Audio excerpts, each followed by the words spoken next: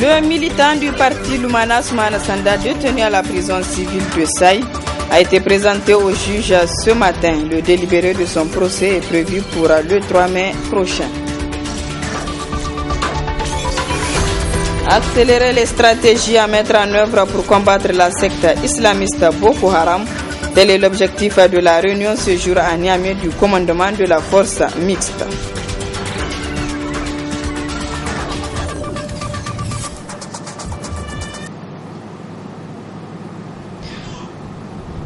Mesdames, Messieurs, bonsoir et bienvenue à cette grande édition d'information sur la télévision Labari.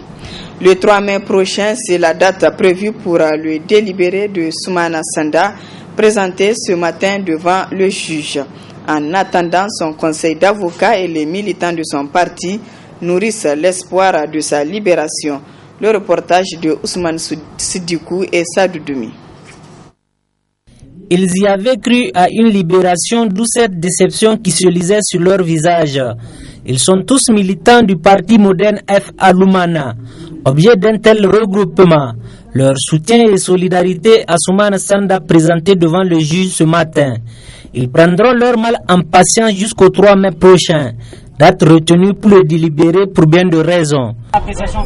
Le dossier a été renvoyé pour diverses raisons, notamment par exemple les citations qui ne sont pas conformes, qui doivent être annulées. Mais puisque les prévenus ont comparu avec leurs clients, assistés de leur avocat plutôt, nous avons estimé que nous avons demandé un renvoi que le juge a accordé pour mieux préparer notre défense. Ça, c'est la première étape. La deuxième chose, c'est que nous avons, tous les avocats et tous les prévenus ont à l'unanimité demandé la liberté provisoire.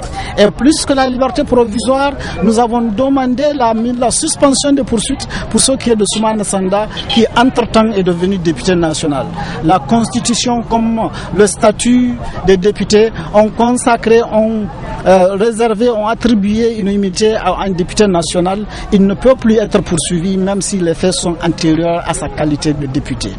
C'est l'article 111 du Code de procédure pénale qui le dit. Nous l'avons plaidé, nous attendons à ce que le juge dise le droit. Nous faisons confiance jusqu'à preuve du contraire. Car cela ne tienne, ces militants, eux, continuent de garder espoir, avec cette foi inébranlable qu'ils nourrissent à la justice pour une libération imminente.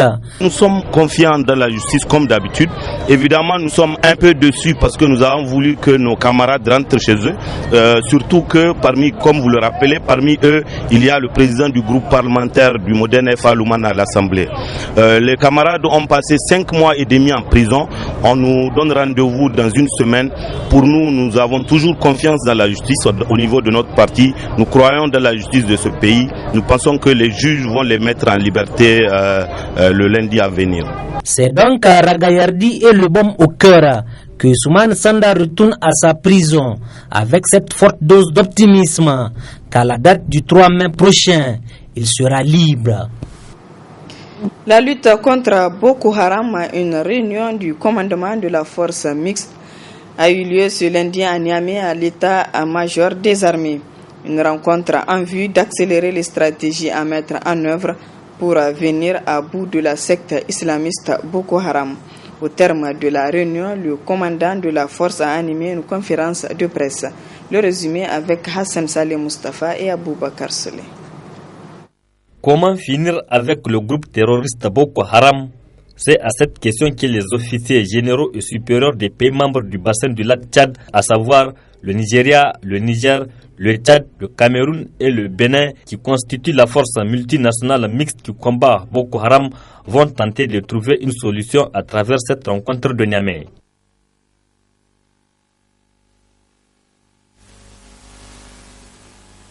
Toutes les forces sont déployées, elles sont opérationnelles. Je commencerai par le Niger. Nous avons à Difa le PC de sous-secteur 3 qui est colocalisé avec le PC de l'opération Nga. Ce sous-secteur travaille en collaboration avec le secteur 3 qui est basé à Baga au Nigeria. Vous êtes tous sans ignorer les prouesses du secteur 1 qui chaque jour lutte bonne coopération et coordination avec les opérations nigérianes de la FIA Dolé pour lutter contre la même nébuleuse. Vous avez à Bagasola le poste de commandement du secteur 2 et vous savez tous le travail de ratissage et qu'il fait sur l'axe Madé jusqu'à Malconori. Opérationnelle depuis plusieurs mois, la force multinationale mixte mène une guerre sans merci contre Boko Haram avec ses moyens de bord.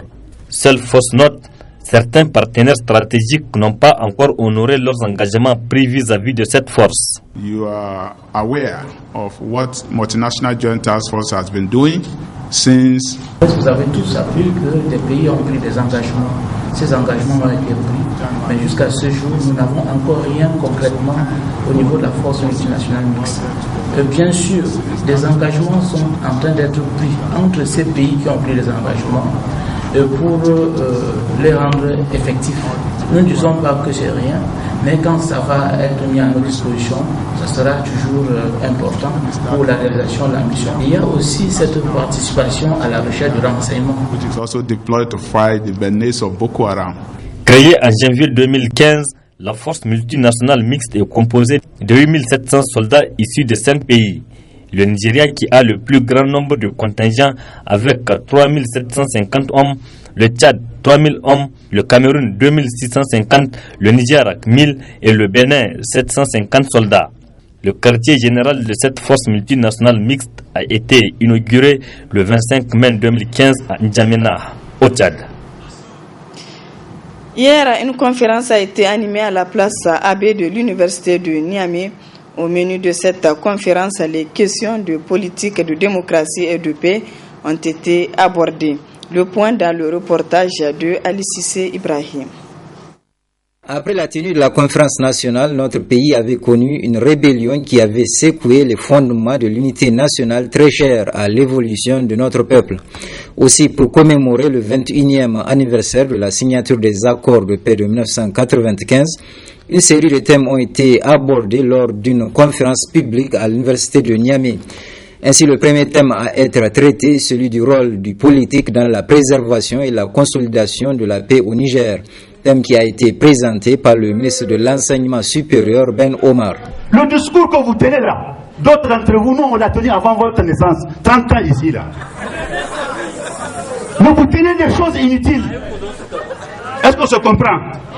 Utilisez l'histoire, utilisez l'expérience que nous avons acquise. Le discours stérile ne produit rien.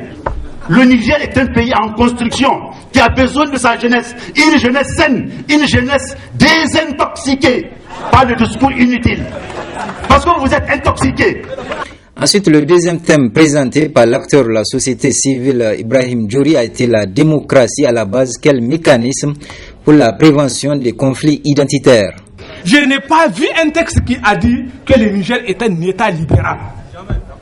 Mais j'ai lu dans la Constitution que le Niger est un État démocratique et social. Et la Constitution, c'est l'expression du peuple nigérien qui dit voilà le modèle que j'ai choisi. Et l'ensemble de la classe politique, du sommet à l'absolu qui vient, il dit je prête serment de respecter et de faire respecter les lois dont la République du Niger s'est librement donnée. Parmi lesquelles, lorsque la Constitution pose un principe, c'est élémentaire que toutes les autres lois de la République, sont tenues de lui tenir à respect, au risque d'être considérées comme inexistantes parce que respectueuses de la loi fondamentale. Et quant à Hashimou Issoufou, il s'est chargé de la présentation du thème de l'unité nationale, enjeux et défis. L'unité nationale constitue une condition sine qua non pour la paix. Et la paix est gage de réussite de toute œuvre, de tout projet de développement d'un État, acquise ou à réaliser. Elle est une valeur cardinale, un repère déterminant pour le vécu et le futur d'une société, car elle est l'expression, la manifestation dynamique de toutes nos richesses. Les 3 thèmes qui ont été traités par les conférenciers ont permis aux étudiants de comprendre l'implication du politique dans une démocratie dont le souci est la sauvegarde de l'unité nationale. À l'occasion de la Journée nationale de la Concorde célébrée hier 24 avril, la coordination des structures de vacances de la région de Tawa a organisé hier la journée scientifique de l'étudiant. Au programme de celle-ci, une conférence débat autour du thème la place et le rôle de la jeunesse dans la consolidation de la paix au Niger. Le compte-rendu de Ibrahim Tikire et Aboubakar Souley. C'est conscient du rôle que la jeunesse a à jouer dans l'édification de la paix que la coordination des structures de vacances de la région de Tawa a décidé de commémorer la journée de la Concorde. La date du 24 avril 2016 a été mise à profit pour la coordination des structures de vacances de la région de Tawa pour organiser une journée scientifique et culturelle placée sous le thème la place et rôle de la jeunesse dans la consolidation de la paix. Au cours de cette journée, nous avons retenu comme thème principal la place et rôle de la jeunesse et dans la construction de la paix au Niger. Vous savez, au Niger, surtout avec le contexte sociopolitique actuel, il est évidemment très important pour nous d'édifier la jeunesse en général et les étudiants en particulier sur des thématiques relatives à la paix et afin de consolider cette richesse combien de fois importante pour nous ici au Niger. Donc il y a des thèmes qui sont animés également. L'un a été animé par Général Abbas, l'ancien directeur général de la formation politique, idéologique et syndicale du comité directeur, qui a animé le thème relatif à la problématique de l'insécurité au Niger, cas de la région de Difa, défis et perspectives, quel apport de l'étudiant. Et le deuxième thème a été animé par Abdelaziz Moujedek, et lui il porte sur la violence en milieu scolaire. Donc, quant au conférencier, il a axé sa communication qui se résume en ces termes. En ce qui est du premier aspect, vous savez qu'en milieu scolaire, il y a les violences intrascolaires et il y a les violences interscolaires. Il y a des violences entre les enseignants et les élèves, les violences entre les élèves et eux-mêmes, les violences entre les élèves et l'administration, les violences entre les élèves et les autres élèves. Donc vous voyez tous ces problèmes-là, c'est ça qu'on a fait un peu les tours et qu'on avait fait des propositions de solutions. Entre autres, comme proposition de solutions, nous avions proposé aux élèves de faire faire recours au dialogue pour pouvoir résoudre certains problèmes. En plus de cette conférence sur la paix et l'organisation d'un marathon de paix, la coordination des structures de vacances de la région de Tawa a un programme d'activité pour l'avenir. Pendant les vacances, nous comptons évidemment convoquer un forum régional scolaire pour essayer de faire la genèse de l'éducation au niveau régional, voir les atouts et les faiblesses. En même temps, procéder du même moment pour déposer le bilan et enfin procéder au renouvellement de la dette coordination. Donc, une manière pour nous de dire que comme c'est pendant les vacances, tous les étudiants ressortissants de la région de Tawa seront du retour à la maison. Donc, on va créer les conditions d'impliquer toutes les représentations dans la gestion de la COSVARTA. Pour atteindre les objectifs de la COSVARTA qui a des idéaux nobles, les dirigeants de cette structure ont lancé un appel aux autorités pour un appui dans la réalisation de leurs activités, dont celle du 24 avril 2016 qui a été une réussite. Début ce matin de la session ordinaire au titre du mois d'avril 2016 du Conseil supérieur de la communication CSC. 6 points sont inscrits à l'ordre du jour de cette session. Le compte-rendu de Nafissa Zakou et Halidou Bourema. La présente session ordinaire du Conseil supérieur de la communication CSC au titre du mois d'avril 2016 intervient dans un contexte marqué par 2 faits majeurs pour l'institution. À propos du premier fait majeur, il vous souviendra que le 4 avril dernier, le président de la CEDEAO a désigné M. Abdrahman Ousmane, président du CSC, comme membre du comité de pilotage du programme de création de la chaîne de radio et de télévision de la CEDEAO. Il a été choisi ainsi que 5 autres personnalités issues des pays membres de la CEDEAO. Concernant le deuxième fait majeur, cette année, notre pays occupe le 52e rang sur les 180 pays classés. Par ce rang, notre pays régresse de 5 points comparé à l'année 2015 où il est arrivé 47e. Les 3 raisons évoquées par RSF pour expliquer ce recul de notre pays en matière de la liberté de la presse sont notamment les violences policières contre plusieurs médias pour avoir couvert les manifestations post-Charlie Hebdo de janvier 2015, les arrestations des journalistes et des entraves à l'exercice du métier relevées ci et là, le blocage pendant 3 jours de l'accès aux réseaux sociaux comme Facebook et WhatsApp, ainsi que l'envoi des SMS. L'ordre du jour de la présente session comporte 6 points dont le plus important est l'examen et l'adoption du rapport final de monitoring des médias publics et privés en période électorale. Comme vous le savez, la mission du CSC en période électorale comporte une analyse du processus électoral, une évaluation équilibrée et impartiale de la couverture par les médias pendant les élections, ainsi qu'un suivi exhaustif du monitoring des médias publics et privés du CSC, d'un échantillon significatif des médias nationaux, presse écrite, radio, télévision, pendant et après la campagne. Les principaux critères d'analyse sont un accès égal des candidats aux médias publics sur les portraits, les entretiens, les messages et les meetings. Un accès équitable, proportionnel au nombre de listes validées par la Cour constitutionnelle pour les partis politiques, groupement de partis politiques et listes indépendantes aux élections législatives. Le respect par les médias des textes législatifs et réglementaires. Le respect du pluralisme d'opinion par les médias publics et privés. Rappelons enfin que le vice-président du CSC a invité les conseillers à examiner avec toute la rigueur requise le rapport du monitoring, car de son sérieux dépendra la crédibilité de l'institution. À l'instar des autres pays de la planète, le Niger a célébré ce jour 25 avril l'édition 2016 de la Journée mondiale de lutte contre le paludisme. Suivons le sens de cette journée avec Dr Hadiza Jakou. Elle est la coordinatrice du programme national de lutte contre le paludisme.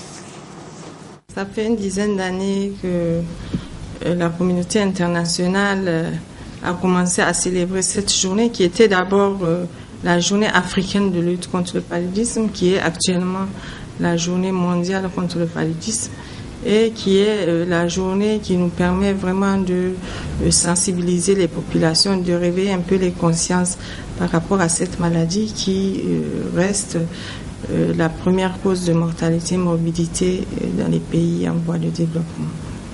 Cette année, le thème retenu par l'OMS est éliminer le paludisme définitivement.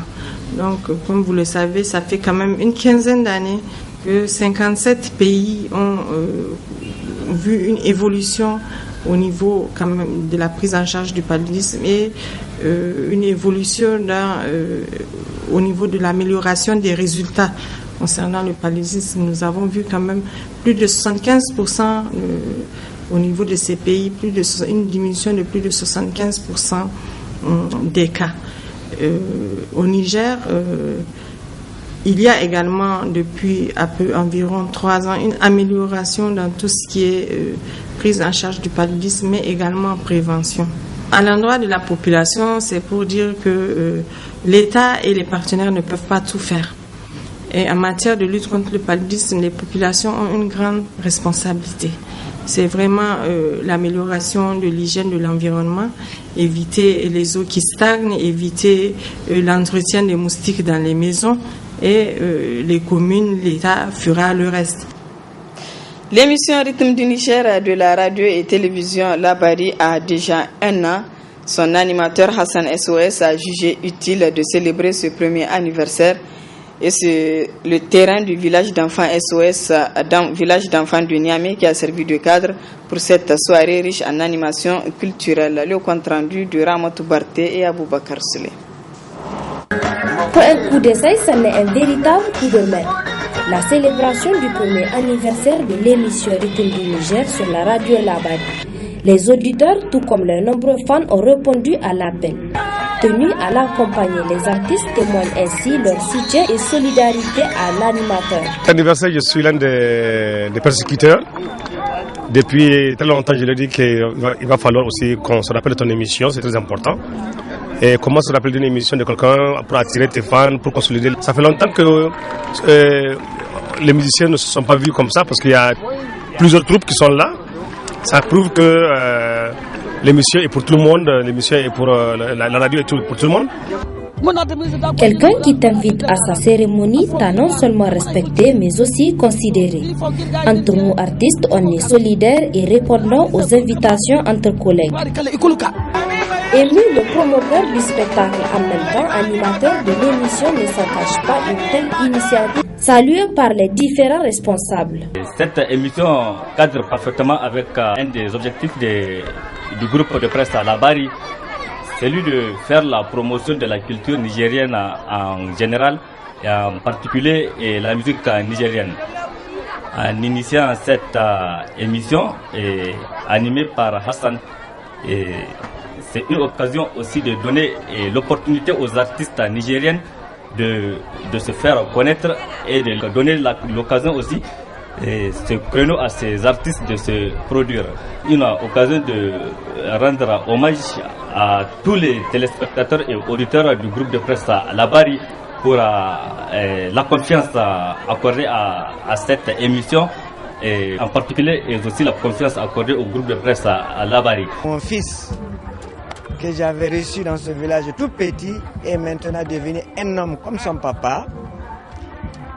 Par ses initiatives, il a eu à prendre des contacts et intégrer le groupe Labari où il anime une émission intitulée Rythme du Niger, qu'il anime depuis déjà 1 an. Et encore fierté pour avoir choisi son village, son lieu où il a grandi pour commémorer le premier anniversaire de l'émission.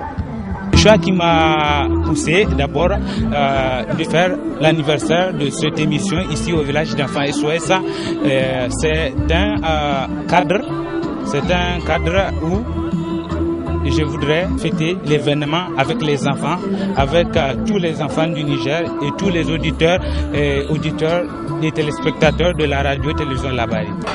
L'ambiance était bonne enfant et la fête au rendez-vous dans un cadre convivial du village d'enfants SOS où les artistes ont soutenu en haleine le public jusqu'au bout. Le groupe des auditeurs, auditrices et téléspectateurs du groupe de presse Labari, dénommé Club Labari, a soufflé hier ses 4 bougies. C'était à travers une soirée culturelle organisée à la maison des jeunes Djadou Sekou. Le compte rendu de Michel Deji et Cheibou Guisso.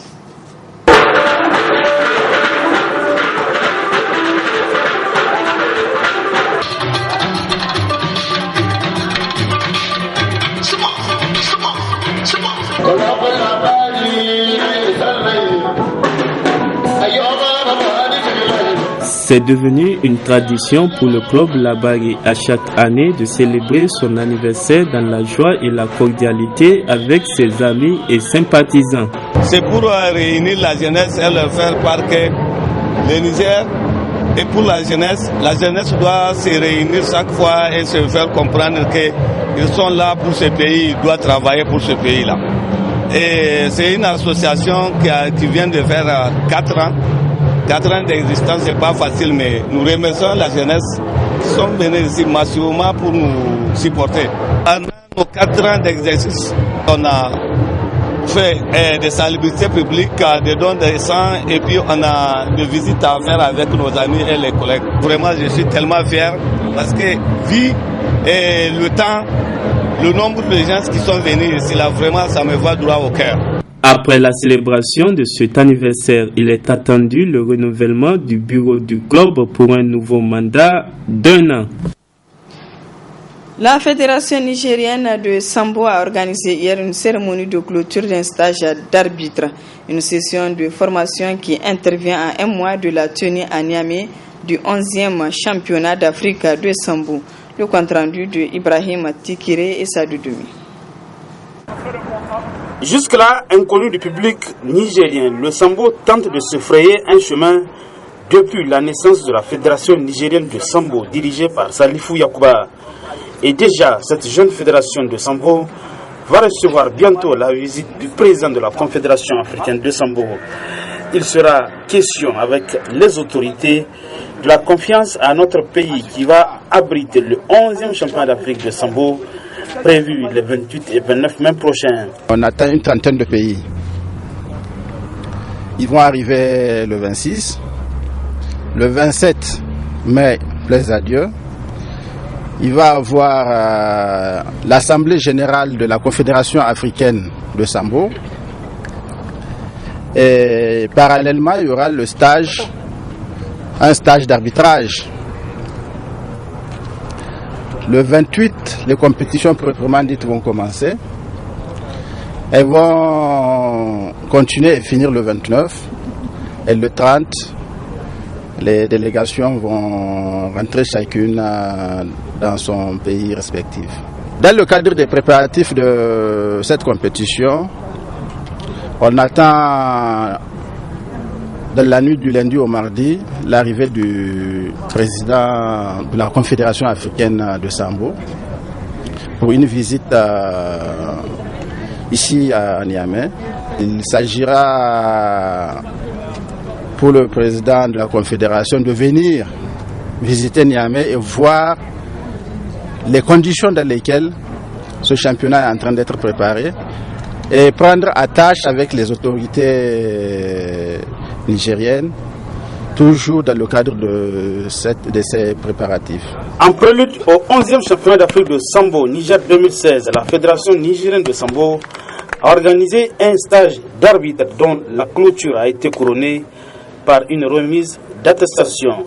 Ces 3 semaines de formation ont consisté d'abord à former les arbitres théoriquement, puis on est passé en phase pratique. Donc c'était pour pouvoir donner les outils nécessaires à nos arbitres pour pouvoir affronter le prochain championnat d'Afrique que le Niger va organiser. Donc nous ne comptons pas rester en marge de ces festivités. Donc il faudrait que nos arbitres s'affirment, donc aient l'occasion de s'affirmer sur le jour J. Donc, avec la visite au Niger du président de la Confédération africaine de Sambo et la tenue à Niamey du 11e championnat d'Afrique de Sambo, l'on peut sans risque de se tromper que le Sambo a du beau jour dans notre pays. Voilà, mesdames, messieurs, ici s'achève ce journal. Merci à vous de l'avoir suivi et excellente soirée en compagnie du programme de la télévision La Bari.